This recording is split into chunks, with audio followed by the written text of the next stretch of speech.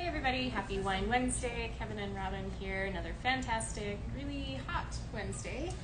But we got stuff to take care of that, right? A little white. Why don't we jump in and start cooling down now? Let's jump in. Yeah, why not? Here we go. All right, we've got 3 wines on a little pack this week and a couple on feature, all from Manzone, which Northern Italy, the region of Piedmont, one of my favorite wine regions of all. It's not your favorite wine region, you just haven't been tasting wine there. We're going to go there. That's right? my opinion. Yeah, absolutely. I want to go there very soon. I think Piedmont for me is really, first of all, the most beautiful wine region in the world. You're sitting at the foot of the Alps there, and these like lovely rolling hills with these little rooftop villages. It's stunning. The wines are incredible. You're drinking Barolo Barbaresco, great Nebbiolo. All my favorites. And so much fun stuff. So. And then you're drinking Rosés Bianco, which is lucky. a brand new grape varietal that I had not heard of, but it's really not very new. It's actually a really old grape varietal. And Giovanni Manzone is really responsible for revamping this and getting it back in the books and allowed to be grown and produced in Piedmont again. Yeah, it's not often you run into a grape that you've only had one version of, right? Like from one producer ever. So it's really fun. They had the grape variety basically was extinct except for just a small planting. I think what is there in the entire? He has like a hectare. Right, which is the biggest planting. Maybe a couple hectares total. Yeah. So it's a really, really rare grape variety. And it's always fun for us as kind of wine nerds that we get to taste something that's unique like that, right?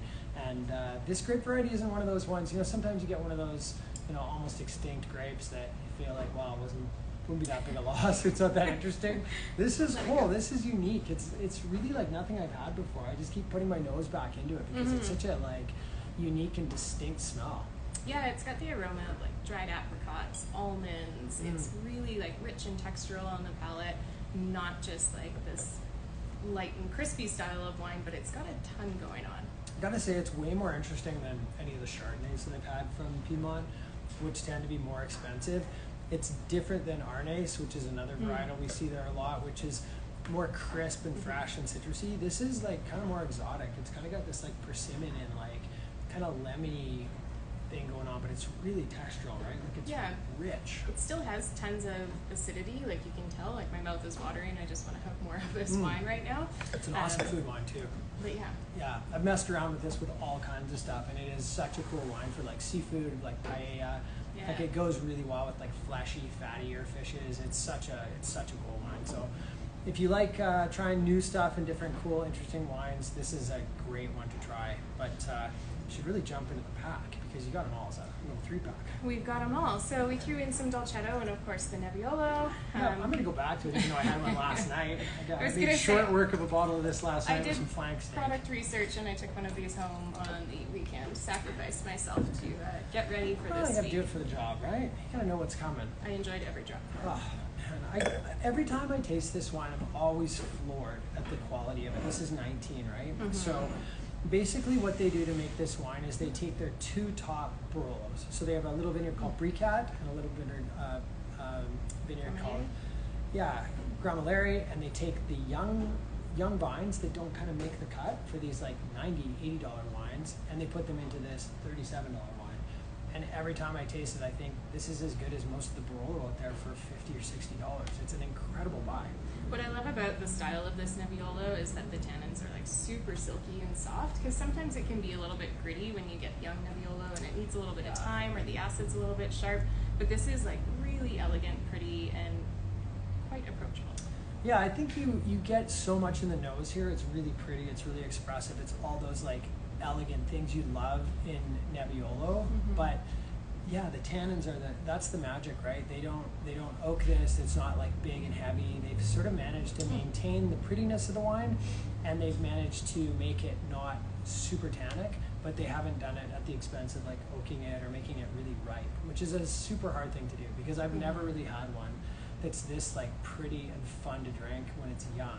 So it's really like some spectacular grape growing and winemaking with this. Yeah, there's so many different Nebbiolos that I've had where sometimes I refer to them as like angry teenagers when they first come out of the gate, because it's just I'm like an a expert little in bit angry much. teenagers and Nebbiolos, so I can attest You that can that's agree true. with that statement? Yeah. Absolutely.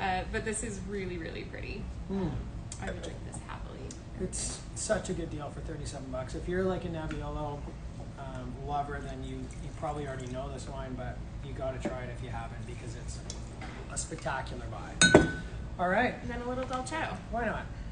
So this is going to be more up your alley for some barbecue wine. Yeah. Dolcetto's got a little bit more color, a little more richness to it, less tannin, but still has a little bit of that floral essence to it as well. Yeah, I feel like Dolcetto, it's the kind of wine where you might want to put a little chill on it. It's great when you're doing, a little charcuterie, before dinner, you're just doing like a picnic. This wine still has that nice, fresh kind of cherry note to it. It's really bright. It's really got that, it's not going to weigh you down, blueberries too. right? Yeah, it's like, it's one of those easy drinking, fresher wines that is a little better with food. Mm-hmm. Like all Italian reds, really. I mean, Italians don't mess around with wine without food on the table, and they make wines that really complement food, and both these are definitely in that vein. Yeah, a little juicier, a little more weight to it. I love it. And what's that go for? We took $10 off if you were buying all three together to $85. That's the way to go then, right? But come on in, try each on their own, pick them up online, whatever you want. 85 for all three. Mm-hmm. All right, and this is about 20. 26 here, 26 on its own. 29 and 37. I'd say just get all three. I say you do. Makes sense, right? I mean, they're right there for you. Buy them online. You can come in. You can taste them with us. We'll be here all weekend at In any store of the here. 3 stores. 3 stores. Right. I gotta get used to saying that. We I got know. 3 stores now. So you can go to the university. You can go to Farmers Market West, or you can come right where we are here at the South Store. Either way, come down, taste some wine. We'd love to see you.